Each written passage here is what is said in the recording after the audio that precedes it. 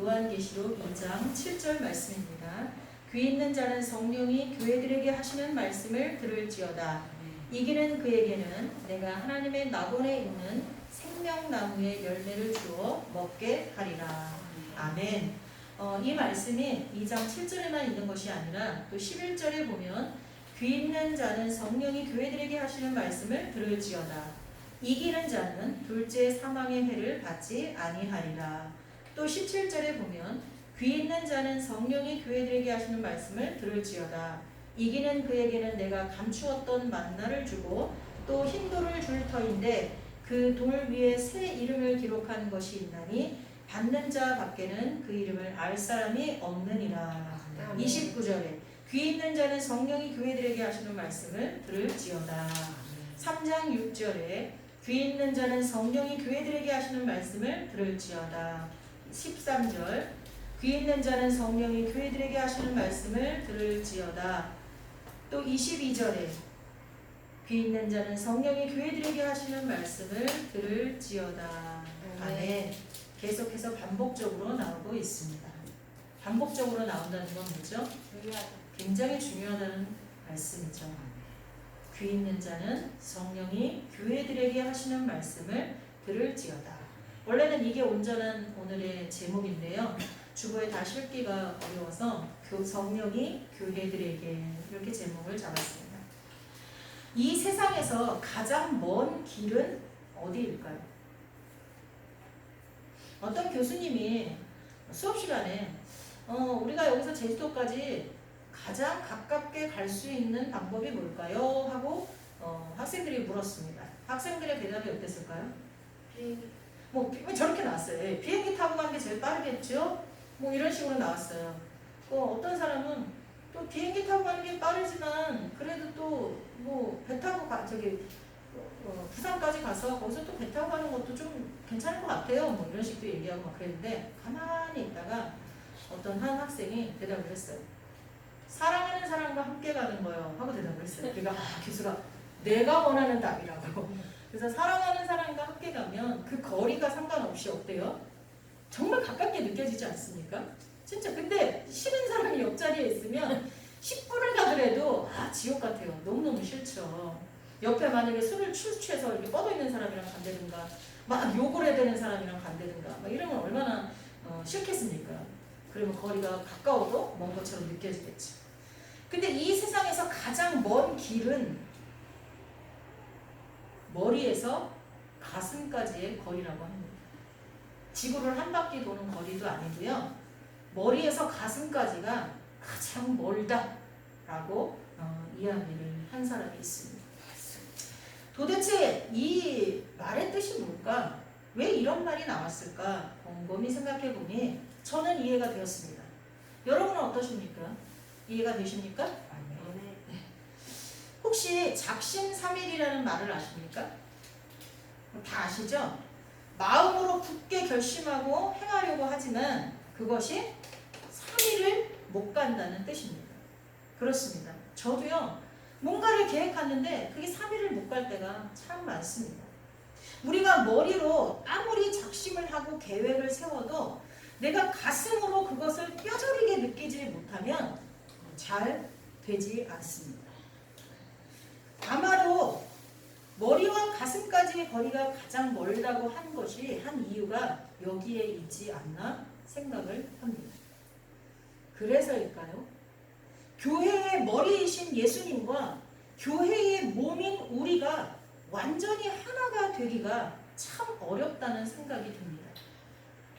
만약 교회의 몸인 우리들이 교회의 머리 되신 예수님의 뜻과 그 마음과 하나가 되고 그의 명령에 따라서 일사불란하게 움직이며 살았다면 아마도 오늘날과 같은 교회의 위기는 맞지 않았으리라 봅니다. 또한 세상이 이렇게 타락하지는 않았을 것이라 생각이 듭니다. 여러분은 어떠십니까? 저와 같은 생각이신 분이 많은 것 같아요. 사실 지금은 이 땅에 세워진 많은 교회들에게 정말 큰 위기의 시기를 맞이하고 있습니다. 다른 나라는 고사하고 우리나라만 보더라도 1950년대부터 80년대까지는 정말 대단히 큰 부흥을 일으켰습니다. 그냥 교회에 와봐 이렇게만 해도 다 왔어요. 먹을 것도 세상보다는 교회가 풍부했고요. 지식도 세상보다는 교회가 앞장섰고요. 정의와 진리의 구현도 세상보다는 교회가 앞섰습니다. 그래서 사람들이 교회로 막 몰려들었어요. 그리고 그때는 아이들도 엄청 많았고 인구가 많았거든요. 근데 90년대에 들어서면서부터 정체기를 맞기 시작했습니다. 그 이유는 여러 가지가 있지만 일단 결혼을 원치 않고 혼자 살려고 하는 젊은 세대가 늘어나고 저출산이 확대됨으로써 인구가 급격하게 줄고 삶의 방식이 엄청나게 변화가 일어났습니다. 또한 사회는 포스트 모더니즘의 영향으로 지식과 윤리에 입각해서 옳고 그름을 나누는 대신 감정과 이익에 따라서 좋고 나쁨으로 구분하는 시대가 되었습니다. 좋은 게 옳은 게 된 거예요. 따라서 사람들은 인생의 깊은 통찰과 진리를 추구하는 대신 당장 즐겁고 행복하기만 하면 되는 쪽을 택하면서 점점 쾌락주의와 물질 만능주의에 빠지게 되었습니다. 이러한 사회 속에서 우리나라의 교회들은 이들을 품지 못하고 오히려 이들과 함께 어울려서 성장주의와 물질주의에 빠지게 된 거예요. 그러니 교회는 점점 타락하고 쇠퇴하는 길을 걷게 되었습니다. 그러던 중 작년부터 코로나19라는 전염병으로 전 세계가 팬데믹에 빠지게 되고 보니 교회는 가장 직격탄을 맞게 되었습니다.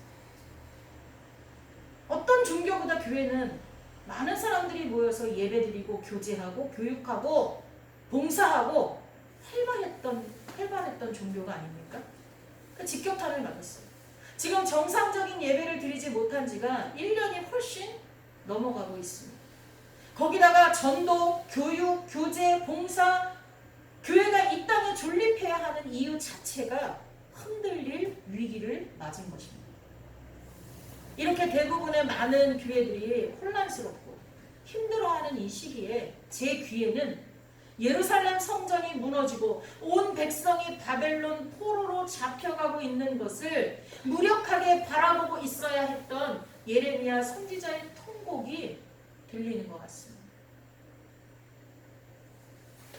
아무리 하나님의 말씀을 외쳐도 듣지 않더니만 결국은 바벨론 포로로 잡혀가잖아요. 예루살렘 성전이 완전히 무너지고, 그리고 그때 또래의 젊은이들과 함께 포로로 끌려가는 다니엘이 눈에 보이는 것 같습니다. 지난주는 청년주일로 우리가 지켰습니다. 청년의 때에 하나님을 찾으라고 했습니다. 신실하게 하나님을 찾는 다니엘과 그의 세 친구들, 성경에 기록되어서 우리가 많이 알고 있죠. 다니엘은 청년 시절 친구들과 더불어 바벨론으로 끌려갔습니다. 그리고 언어도 다르고 음식도 다르고 사람도 낯선 그곳에서 우상을 숭배하는 자들에게 차별 대우를 받으면서 거의 남은 여생을 살게 되었습니다. 후에 높은 지위에 올랐지만 다른 사람들에게 그는 여전히 멸망당한 나라에서 끌려온 사람이었을 뿐입니다. 그래서 왕들의 신임을 받으면 받을수록 정적들이, 그 반대 세력들이 그를 더욱 시기하였습니다. 결국 그 시기로 인해서 여러분이 다 알다시피 사자굴에 던져져 죽을 수밖에 없는 위기도 맞았습니다. 그래도 하나님의 보호하심으로 머리털 하나 다치지 않고 살아나옵니다. 다니엘의 세 친구들도 펄펄 끓는 불 속에 던져지는 위기 속에 있었지만 그들도 머리카락 하나 타지 않고 하나님 앞에 구원을 받았습니다. 그러나 그들의 마음은 여전히 아프고 서럽고 괴로웠을 것입니다. 다니엘이 이렇게 서럽고 힘든 시간을 보내는 동안 왕조와 왕들은 여러 차례 바뀝니다. 바벨론 포로로 잡혀갈 때 느부갓네살 왕이었다, 벨사살 왕이었다, 이제 다시 메대가 되니까 다리오 왕, 바사가 되니까 고레스 왕, 페르시아, 그 다음에 계속 그리스, 로마 막 바뀌어가잖아요. 그때까지 살진 않았지만. 그러는 동안 이스라엘은 역사 속에서 잊혀졌고 이방 나라들은 세력이 강해졌습니다. 이렇게 이스라엘이라는 나라는 더 이상 회복할 수 없을 것 같은, 더 이상 희망이 없는 그런 상태가 점점 진행되고 있었습니다. 그런데 그토록 절망적인 때에 다니엘은 하나님의 말씀을 읽게 되었습니다. 예레미야서를 읽을 때 이스라엘을 향한 하나님의 뜻을 깨달았던 것입니다. 예레미야서 25장 11절에서 12절, 우리가 지금 읽고 있는 성경으로 25장 11절에서 12절입니다. 다니엘 때는 이렇지 않았을 수도 있어요. 하지만 똑같은 이 말씀을 읽었어요. 이 모든 땅이 폐허가 되어 놀랄 일이 될 것이며 이 민족들은 70년 동안 바벨론이 왕을 섬기리라. 여호와의 말씀이니라. 70년이 끝나면 내가 바벨론의 왕과 그의 나라와 갈대아인의 땅을 그 죄악으로 말미암아 벌하여 영원히 폐허가 되게 하며. 모든 것이 끝난 것 같았습니다. 사람들은 이스라엘을 버렸다고 생각했습니다. 하나님께서 이스라엘을 버리셨어, 이렇게 생각했어요. 그러나 하나님께서는 이스라엘의 역사를 붙잡고 계셨습니다. 다니엘은 그 증거를 이방의 땅에서 보았던 거예요. 고 통치 원년에 나 다니엘이 책을 통해, 이 책이 뭐예요? 성경이죠. 여호와께서 말씀으로 선지자 예레미야에게 알려주신 그 연수를 깨달았나니, 그 연수가 몇 년이에요? 70년. 곧 예루살렘의 황폐함이 70년 만에 그치리라 하신 것입니다. 하나님께서는 다니엘에게 멸망 후 70년이 지나면 예루살렘이 회복될 것이라는 사실을 알려주셨어요. 예루살렘이 회복된다는 것은 이스라엘이 회복된다는 것과 동시에 어때요? 하나님을 예배하는 그 시절로 돌아간다는 뜻이에요. 예배가 회복된다는 거예요. 성도 여러분, 만약 다니엘이 하나님의 말씀을 읽지 않았다면, 만약 다니엘이 이방의 포로로 끌려간 자신의 신세를 한탄하면서 하나님께 기도하며 그분을 의지하는 것을 포기했다면, 중간에 포기했다면, 또 만약 다니엘이 왕조가 바뀌고 왕이 바뀌어도 자신의 신분이 그대로 유지되는 것에 익숙해져서 교만해지고 하나님과 자신의 나라 그리고 하나님을 예배하는 것에 대한 갈망을 잊어버리고 기도하지 않고 말씀도 찾아보지 않았다면 하나님의 이 선하신 계획과 이스라엘을 향한 하나님의 무한한 사랑을 알 수 있었을까요? 그의 기도가 지속될 수 있었을까요?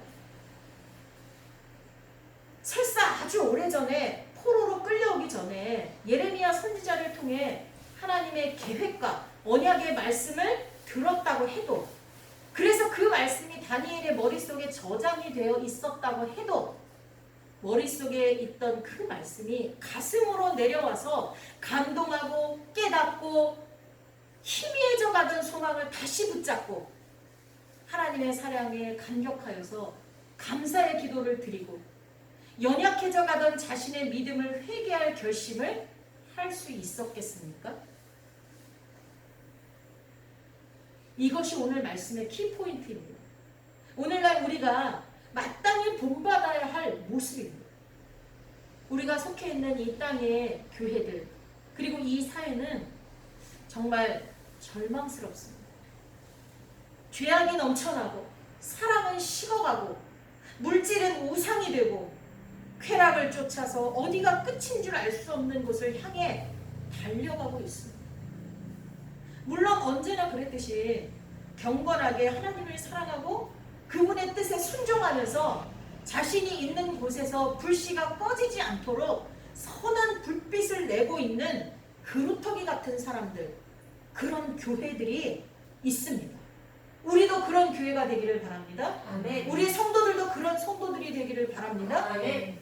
그럼에도 대다수는 죄악의 넓은 길을 택하고 있는 이 시기에 우리는 다니엘처럼 하나님의 말씀을 찾아야 합니다. 아멘.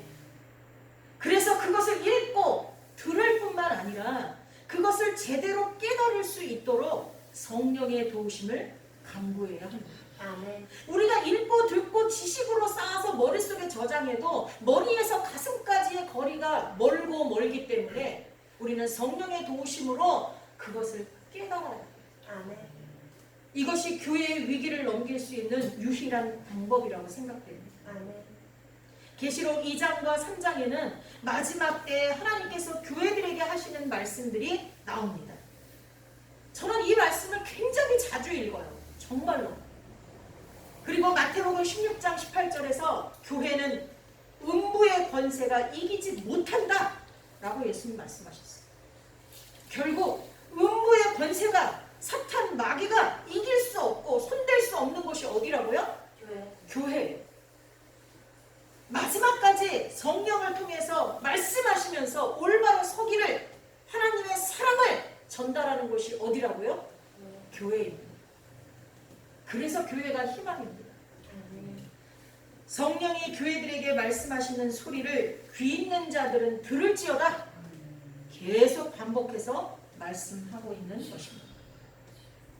여러분, 홍수가 나면 물이 넘쳐납니다. 아시죠? 그러나 정작 마실 물은 귀해진다고 합니다. 아멘. 물은 넘쳐나는데 마실 물이 귀해진답니다.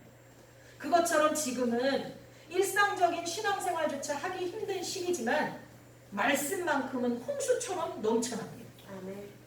온라인 예배가 계속 진행되자 성도들은 자신이 속해 있는 교회의 설교뿐 아니라 다른 교회의 설교도 듣고 예배도 동참합니다.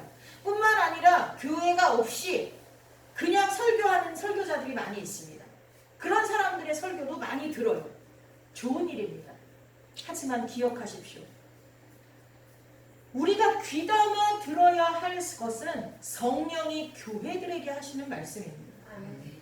아무리 하나님의 말씀이라고 해도 그것이 자신의 인기나 경제적 이익을 위해 전하는 말씀이라면 거기에는 생명이 없습니다. 또한 교만하여서 말씀을 자기 마음대로 해석하고 아집과 편견에 빠져서 자기의 세력을 불리고 정착시키기 위해 전하는 말씀이라면 거기는 여러 가지 더러운 것에 오염된 말씀만이 존재할 것입니다. 우리는 잘 분별해야 돼요. 우리는 오직 성령이 교회의 머리 대신 예수님의 뜻과 예수님 자신에 대해서 교회의 몸된 성도들에게 전하는 하나님의 말씀에 귀를 기울여야 합니다. 세상의 다수를 향해서 전하는 게 아니에요. 성경 말씀은 누구에게 주신 거예요? 우리에게 주신 거예요. 그래서 세상 사람이 이러이러하니까 그 사람들의 구미에 맞춰서 말씀을 변화시켜서 전하는 거는 옳지 않습니다. 말씀은 말씀대로 전해져야 되는 줄 믿습니다. 요즘은 퓨전 음식이 많죠. 일본 음식이 우리나라에 들어와서 그대로 하면 우리나라 사람 잘 안 먹으니까 우리나라 스타일하고 섞어요. 또 이탈리아 음식이 우리나라에 들어오면 그대로 들어오면 안 먹으니까 우리나라 사람들의 입맛에 맞게 섞어요. 그건 좋은 거예요. 그렇죠? 그러나 말씀도 그렇게 해서는 안 된다는 거예요. 근데 요즘 유튜브에 보면 그렇게 섞어지는 말씀들이 많다는 거예요. 분별할 수 있어요. 오직 성령이 교회의 머리 대신 예수님의 뜻과 예수님 자신에 대해서 말씀하는 것을 들어야 됩니다. 특히 예레미야나 다니엘의 시대처럼 하나님을 예배하는 교회당이 비어가고 제대로 된 예배와 신앙생활이 어려워지는 이때에는 음부의 권세가 이길 수 없는 교회들에게, 교회 공동체에게 주시는 메시지에 귀를 기울이셔야 될 것입니다. 성경 전체가 모두 하나님의 자녀되고 교회의 몸인 우리들에게 주시는 말씀이지만 그래도 계시록 2장과 3장에서 7교회들에게 하시는 말씀을 우리는 잘 새겨들어야 됩니다. 왜냐하면 지금이 마지막 때가 가까웠기 때문입니다.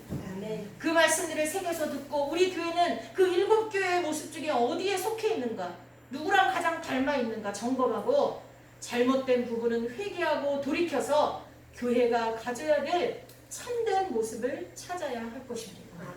다음 주에는 7교회들에게 말씀하신 구체적인 하나님의 음성을 듣도록 하겠습니다. 그리고 우리 교회 공동체가 어떠한 상태에 있는지 그리고 어떻게 나아가야 되는지를 점검하고 다짐하는 그런 시간들로 삼도록 하겠습니다. 아멘. 기도합니다. 하나님 감사합니다. 다니엘이 이국 땅에서 자신이 끌려간 땅에서 하나님의 말씀을 읽고 하나님의 선하신 계획과 사랑을 깨닫고 감격하고 감사하며 회개할 결심을 했던 것처럼 우리도 교회들에게 말씀하시는 하나님의 음성을 듣고 다시 한번 정신을 차리고 하나님이 원하시는 교회의 모습을 찾게 하옵소서. 아멘. 또한 우리를 향하신 하나님의 무한한 사랑과 신실하심을 깨닫고 감사하게 하옵소서. 아멘. 예수님의 이름으로 기도하옵나이다. 아멘. 아멘.